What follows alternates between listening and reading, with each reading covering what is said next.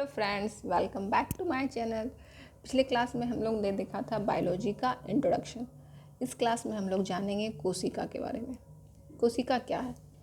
जिस प्रकार एक मकान ईंटों से मिलकर बना रहता है, ठीक उसी प्रकार सेल से मिलकर एक ह्यूमन बॉडी बनता है। बहुत सारे सेल से मिलकर एक ह्यूमन बॉडी बनता है।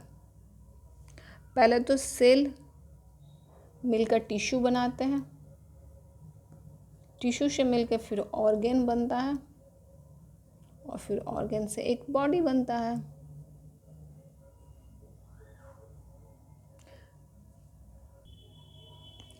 तो कोशिका जीवन की मूलभूत इकाई है। मूलभूत इकाई कहने का मतलब है कि एक कोशिका हर वो कार्य कर सकती है जो एक सजीव प्राणी कर सकता है। अब एक सजीव प्राणी क्या क्या कार्य करता है? श्वास लेने का, हमारा पौधे, भोजन का अंतःग्रहण और पाचन, उत्सर्जन यानी जितना भी हम लोग का वेस्ट फूड होता है, वेस्ट वाटर होता है, उसे हम लोग अपनी बॉडी से बाहर निकालते हैं। वृद्धि एवं प्रजनन, ये बुनियादी कार्य है जो कोई भी ह्यूमन बींग्स जिसमें लाइफ होता है वो करता है। ठीक उसी प्रकार ये सारे कार्य एक सेल भी कर सकते हैं। अब हम लोग जानेंगे कि सेल दिखता कैसा है, सेल का साइज कैसा है, सेल का शेप कैसा होता है, सेल को का हिस्ट्री क्या है, किस तरह सेल को अब हम लोग जानते हैं। हम लोग सब जानते हैं कि ईंट एक रेक्टेंगल फॉर्म में होता है, लेकिन सेल कैसा दिखाई देता है? तो सेल का कोई एक फिक्स्ड साइज नहीं होता है। सेल हमेशा चेंज होते रहता है। किसके अकॉर्डिंग? अपने कार्य के अकॉर्डिंग। सेल गोलीय हो सकता है, सेल चपटी हो सकता है, सेल लंबा भी हो सकता है। ये कौन डिसाइड करता है? तो सेल का जो आउटर लेयर है, सेल का जो आउटर लेयर है वो सेल का आकृति को डिसाइड करता है, जिसे हम लोग कोशिका झिल्ली कहते हैं। बात करते हैं कि कोशिका का साइज कितना होता है। बहुत सारी कोशिकाएं ऐसी होती है जो हम लोग खुली आंखों से नहीं देख सकते हैं। कुछ कुछ कोशिकाएं ही होती है जिसका साइज बड़ा होने के कारण हम उसे देख पाते हैं, वरना अधिकतर कोशिकाओं को हम लोग माइक्रोस्कोप के थ्रू ही देख सकते हैं। कोशिकाओं का साइज किस पे डिपेंड करता है? ऐसा तो नहीं है कि अगर कोई बड़ा एनिमल है तो उसमें बड़ी कोशिकाएं होंगी, कोई छोटा चूहा है तो उसमें छोटी कोशिकाएं होंगी। नहीं, ऐसा नहीं होता है। कोशिकाओं का साइज डिपेंड करता है उसके कार्य पे, कि वो कोशिका कौन सा कार्य करती है। जैसे तंत्रिका तंत्र, तंत्रिका तंत्र क्या होती है? लंबी होती है। क्यों?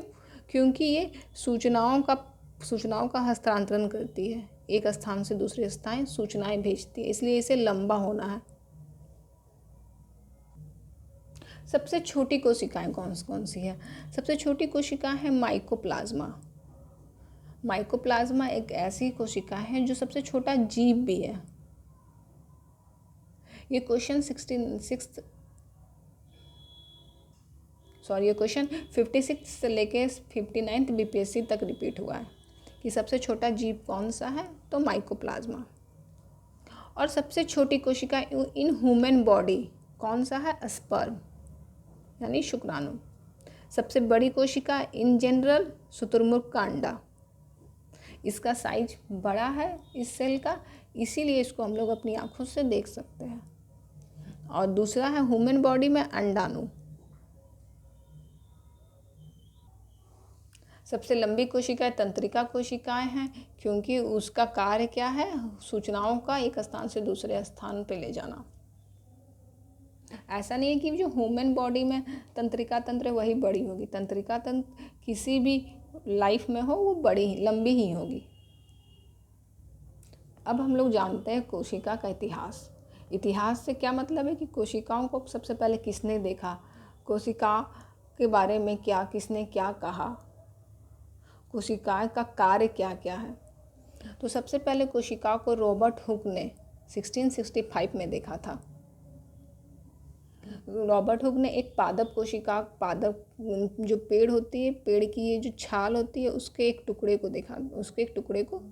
देखा था। उसे हम लोग कॉर्क सेल कहते हैं, जो कि एक डेड सेल थी।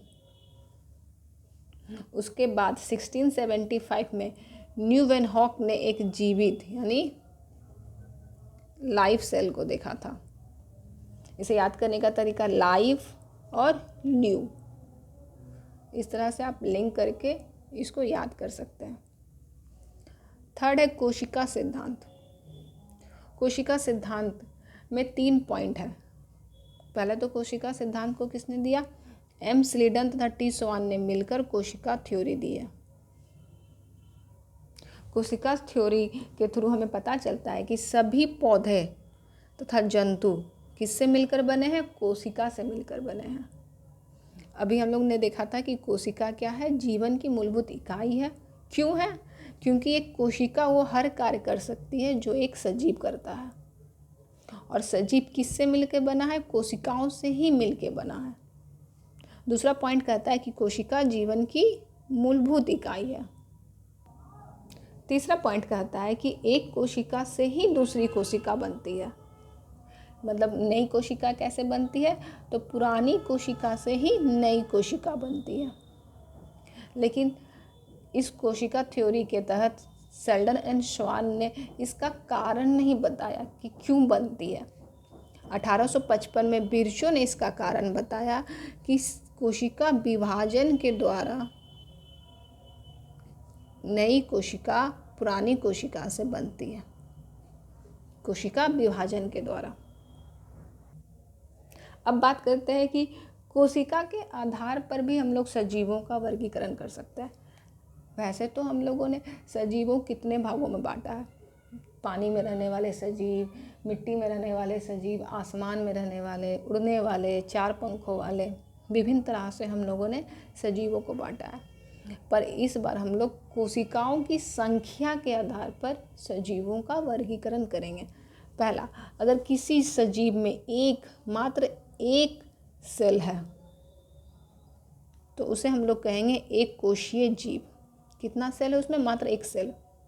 और हम लोग जान चुके हैं कि सेल क्या है? जीवन की मूलभूत इकाई है। एक सेल वो हर कार्य कर सकती है जो एक लाइफ करता है। इसीलिए अगर उसमें एक सेल है तो एक लाइफ भी है।